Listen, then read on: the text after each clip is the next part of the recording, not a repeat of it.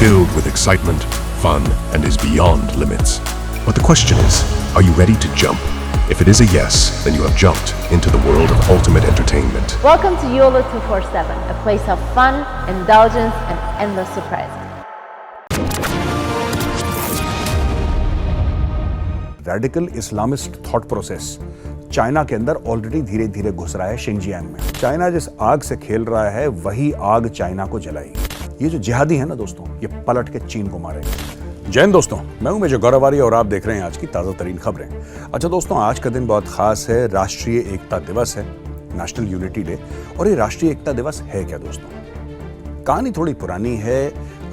देश को आजादी मिलती है 15 अगस्त 1947 और देश बिखरा हुआ है।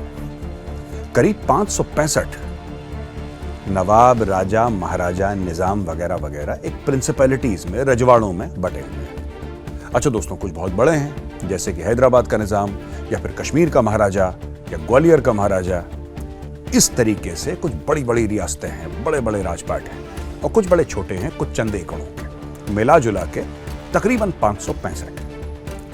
सबके अपने अपने एम्बिशन, सबकी अपनी अपनी सोच। ज्यादातर लोगों ने यह बोला कि भारत में हम मिल जाएंगे, लेकिन कुछ थे, निजाम, हैदराबाद जैसे, जिनके दिल में पाकिस्तान धड़कता था। जब उन्होंने यह देखा कि साहब पाकिस्तान से मिलना तो बड़ा मुश्किल है, क्योंकि पाकिस्तान तो बहुत दूर है ऊपर कहीं जाके, और ये दक्कन में है बिल्कुल नीचे टुवर्ड्स द साउथ, तो फिर लगा कि नहीं, अब तो हमें इंडिपेंडेंट होना चाहिए। तो निजाम हैदराबाद के दिल में ये खलबली हुई। रजाकर थे उनके पास। रजाकर एक किस्म के सैनिक थे हैदराबाद के निजाम के, जो कि बहुत ही क्रूर थे और इस चीज में बड़े चैंपियन थे दोस्तों, कि कमजोर को कैसे मारना है, निहत्थे की कैसे हत्या करनी है। सरदार वल्लभ भाई पटेल ने लॉन्च करा ऑपरेशन पोलो। सेना भेजी दोस्तों। सेना ने पहले रगड़ा, फिर रगेदा, फिर हराया। रजाकर ने कर दिया सरेंडर और हैदराबाद ऑपरेशन पोलो के बाद भारत में मिल गया। उसी प्रकार से हम गोवा की बात करें तो 400-450 वर्ष तक गोवा को पुर्तगालियों ने अपने कब्जे में रखा था। लोग अक्सर ये समझते हैं कि पूरे देश को अंग्रेजों ने अपनी मुट्ठी में रखा था, ऐसा नहीं। कुछ एरिया थे, जैसे उदाहरण के लिए गोवा, जो कि पुर्तगालियों के कब्जे में था 400-450 साल से। उसमें भी फौजें भेजी गईं।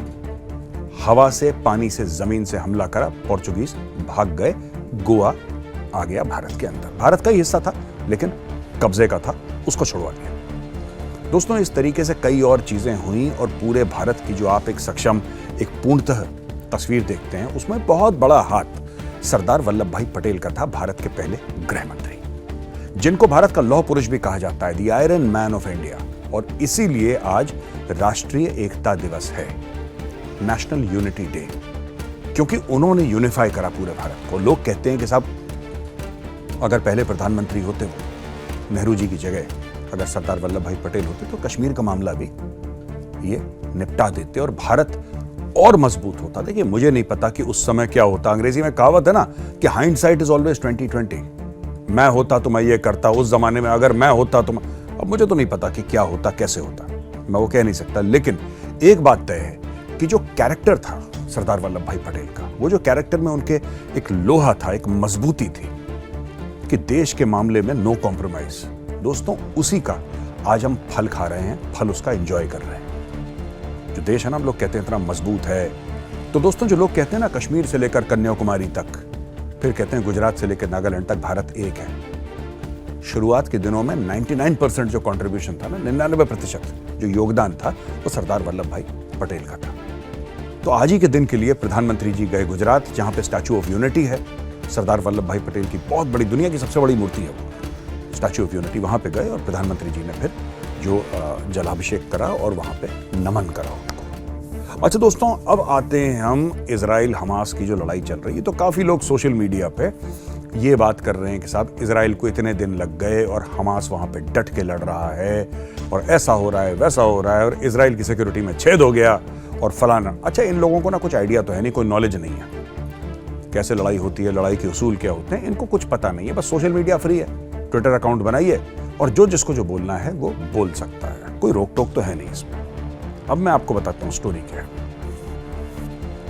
दोस्तों, जब भी ऐसी चीज होती है ना, ये ऑपरेशन बड़े कॉम्प्लिकेटेड होते हैं। ये ऑपरेशन बहुत कॉम्प्लिकेटेड होते हैं। अब लोग कह रहे हैं साहब इतने दिन क्यों लग रहे हैं? अब मैं आपको बताता हूं कि इतने दिन क्यों लग रहे हैं। लोग कह रहे हैं साहब 21, 22, 23 दिन हो गए, क्या चक्कर क्या है?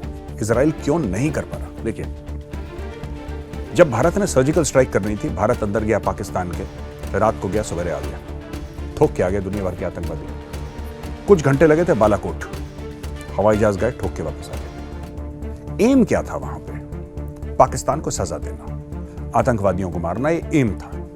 इजराइल का एम क्या है? देखिए, जो आपका लक्ष्य होता है ना, लक्ष्य के हिसाब से टाइम टेबल डिसाइड होता है। जिस दिन इजराइल ने अटैक करा था, उसी दिन बेंजामिन नेतन्याहू ने बोला था कि ये लड़ाई बहुत लंबी है। और ये लड़ाई लंबी क्यों है? कारण क्या है लड़ाई लंबी होने का? अब मैं आपको बताता हूं सर, कारण क्या है लड़ाई लंबी होने का। कारण सिर्फ और सिर्फ इतना है दोस्तों कि जो हमास है वो जमीन के ऊपर भी है और जमीन के नीचे भी है। हमास के जो हेडक्वार्टर, कोई अलग वो फौज टाइप की नहीं है हमास, वो तो आतंकवादी गिरोह है। तो फौज होती है, फौज का अलग कैंप होता है, एक अलग कैंटोनमेंट होती है, या फिर गैरिसन होता है, या फिर कोई हेडक्वार्टर होता है, जिसको आइडेंटिफाई करना और तबाह करना, बर्बाद करना बड़ा आसान होता है। आपने एक बार आइडेंटिफाई कर लिया, फिर आप उसके पीछे लग गए।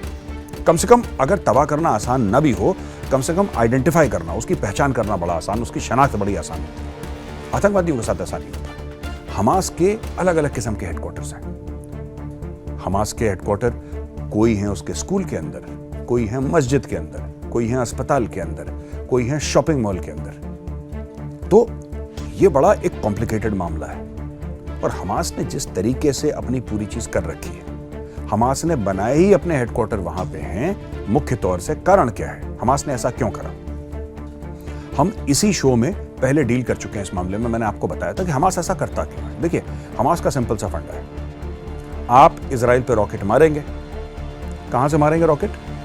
एक पॉपुलेटेड स्कूल से, स्कूल की छत से आपने एक रॉकेट मारा, स्कूल की छत से, अस्पताल की छत से आपने रॉकेट मारा, इजराइल में गिरा, कुछ लोग मरे इजराइल में। इजराइल ने जवाबी कार्रवाई करी उसी लोकेशन को कंप्यूटर से ट्रैक करके। जब इजराइल की मिसाइल गिरी तो कहां पे गिरी? जहां से इन्होंने रॉकेट फायर करा था। रॉकेट कहां से फायर करा था? मस्जिद से, स्कूल से, अस्पताल से। अब जब इजराइल का रॉकेट गिरेगा तब ये बोलेंगे देखो नन्ना सा शहीद हो गया। ये जो ड्रामा है हमास का, लोगों के बीच में रह के वहां पे लोगों को मरवाना, ह्यूमन शील्ड की तरह इस्तेमाल करना, ये बड़ा कॉम्प्लिकेटेड मामला है। आप तो 22-23 दिन की बात कर रहे हैं, मुझे ऐसा लग रहा है कि इसमें महीनों लग जाएंगे। मैं साल की बात नहीं कर रहा, लेकिन महीनों तो लग ही जाएंगे। और अगर साल भी लग गया तो मुझे आश्चर्य नहीं होगा अगर दुनिया ने बीच बचाव करा। अगर दुनिया ने बीच बचाव करा और दुनिया ने बोला कि नहीं कोई बात नहीं, खत्म करो इसको, तो वो अलग चीज है। लेकिन अगर हमास को खत्म करना है तो एक एक गली कूचे को गाजा की छानना पड़ेगा। मैं आपको साफ तौर पे बता दूं, एक एक गली कूचे को छानना पड़ेगा। एक एक जगह आपको यह देखना पड़ेगा कि ये हमास कहां पे है, कहां पे एक्टिव है, इसके स्लीपर सेल्स कहां पे हैं, इसके हेडक्वार्टर कहां पे हैं, इसकी सप्लाई और कम्युनिकेशन लाइंस कैसे जाती हैं। जब जमीन के ऊपर आप हमास का सफाया कर देंगे, फिर आपको जमीन के नीचे देखना है, क्योंकि कई 100 किलोमीटर की सुरंगें हमास ने बनाई हैं। हमास इसलिए पकड़ा नहीं जाता, ऊपर कार्रवाई करके नीचे चला जाता है और कई दिनों तक हमास के आतंकवादी सुरंगों में रहते हैं। इन्होंने सुरंगें बना रखी हैं। आपको एक एक करके हर एक सुरंग को बर्बाद करना है। तो ये जो सफाई है हमास की, इस सफाई में समय लगता है। अब आप ऐसा तो नहीं कर सकते ना कि बड़ा सा बम मार दिया और पूरे गाजा को आपने फ्लैट कर दिया, क्योंकि वहां पर लोग भी रह रहे हैं। देखिए, कोलैटरल डैमेज जो होता है ना दोस्तों, वो लड़ाई में होता ही होता है। आप उसको रोक नहीं सकते। आपके पास कितनी भी टेक्नोलॉजी हो, मासूम मरेगा लड़ाई में, ठीक है। पर क्या आप जानबूझ के मार रहे हैं कि गलती से मार रहे हैं? ठीक है ना? क्या आप जानबूझ के, अब दिवाली के पटाखे लोग फोड़ते हैं, आपने सुना होगा किसी का हाथ जल गया, अब वो जानबूझ के हाथ तो जलाता नहीं अपना, गलती से जल जाता। आप सुनते ना दिवाली का पटाखा हाथ में फूट गया या रॉकेट से उसका हाथ जल गया, अनार से किसी का हाथ जल गया। अब कोई जानबूझ के तो अपना हाथ नहीं जलाता, हादसे में जल जाता है। तो जिसको हम कोलैटरल डैमेज कहते हैं फौज में, कोलैटरल डैमेज की, एक घर है, घर के अंदर आतंकी हैं, आपने उस घर के अंदर रॉकेट मारा, अब घर का थोड़ा सा मलबा गिरा, नीचे कोई आदमी चल रहा था, आपको नहीं पता नीचे आदमी चल रहा था, उसके ऊपर मलबा गिरा, उस आदमी की डेथ हो गई, उसकी मृत्यु हो गई। ये हो गया कोलैटरल डैमेज, यानी कि आपका मारने का इंटेंशन उसको नहीं था, आपको पता भी नहीं था कि वो बंदा वहां पे है। आपने मारा आतंकियों को, लेकिन डेथ हो गई उसकी। या फिर आपने मिसाइल मारी, मिसाइल फटी, बगल वाले घर की दीवार गिर गई। ये होता है लड़ाई में। मैं ये नहीं कह रहा कि ये ठीक होता है या गलत होता है, मैं उधर नहीं जा रहा, पर ये होता है, ये बात सच है। हमास ने जो करा वो बिल्कुल अलग है। हमास ने चुन चुन के सिविलियंस को मारा। अच्छा, इस घर में 3 बच्चे हैं, मारो। अच्छा, इस घर में बुजुर्ग हैं, मारो। इजराइल वो काम नहीं कर रहा है। इजराइल हमास को ढूंढ रहा है। तो कोलैटरल डैमेज और जो टारगेटेड टेररिज्म जो हमास ने करी है, उसमें जमीन और आसमान का फर्क है दोस्तों, ये बात। अच्छा, आखिरी चीज, कई लोग ये कहने की कोशिश कर रहे हैं कि नहीं साहब, इजराइल को रोको, इजराइल को रोको। इजराइल रुकने वाला नहीं है। बेंजामिन नेतन्याहू ने साफ तौर पे आज बता दिया है कि साहब ये ऑपरेशन नहीं रुकेगा। आपको अच्छा लगे तो अच्छा, आपको बुरा लगे तो और अच्छा।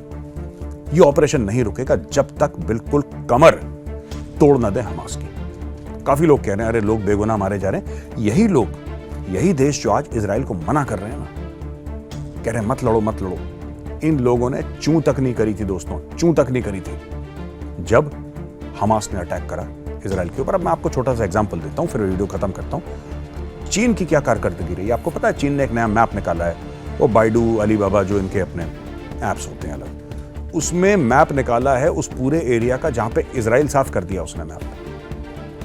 मैं आपको बता रहा हूं, ये बात पहले भी मैं कह चुका हूं, ये सारी जो बदमाशी है ना, ये हो रही है, ये चाइना की हो रही है। लेकिन चाइना एक बहुत बड़ी चीज मिस कर रहा है, बहुत बड़ी चीज। चाइना जिस आग से खेल रहा है वही आग चाइना को जलाएगी। समझ लीजिएगा जो मैं कह रहा हूं। मैं बड़ी बहुत एक जिसको कहते हैं कि बड़ी सॉलिड बात आपको बता रहा हूं कि जिस आग से चाइना, किस आग से खेल रहा है। China radical Islamist thought process से खेल रहा है और चाइना उसको वेपनाइज करने की कोशिश कर रहा है। चाइना को लग रहा है कि उसका दुश्मन अमेरिका है, इजराइल को चोट पहुंचाएगा, वेस्ट को चोट पहुंचेगी, और यूक्रेन और रशिया का वॉर हम इस तरीके से इनडायरेक्टली कंट्रोल कर लेंगे। ये अपने जियोपॉलिटिकल गेम्स खेल रहा है। लेकिन चाइना की जो शिनजियांग प्रोविंस है, ठीक है, एंड थ्रू द वखान कॉरिडोर, एक 350 किलोमीटर मोटा मोटी एक वखान कॉरिडोर है।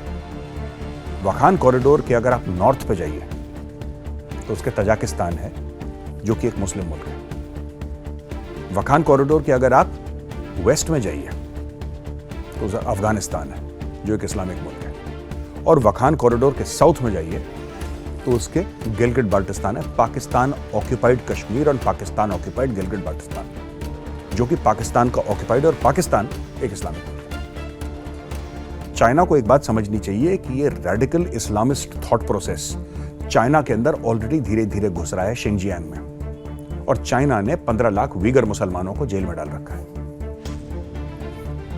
जब जिहाद का बम चाइना में फटेगा तब चाइना को एहसास होगा कि जिन शोलों के साथ चाइना खेल रहा है ना, जिन अंगारों के साथ चाइना खेल रहा है, सबसे पहले चाइना के घर को जलाएंगे। चाइना को बात समझ में नहीं आ रही भी, ये जो जिहादी है ना दोस्तों, ये किसी के सगे नहीं है। ये पलट के चीन को मारेंगे, और चीन का सबसे बड़ा खतरा चीन के अंदर है, चीन के बाहर नहीं।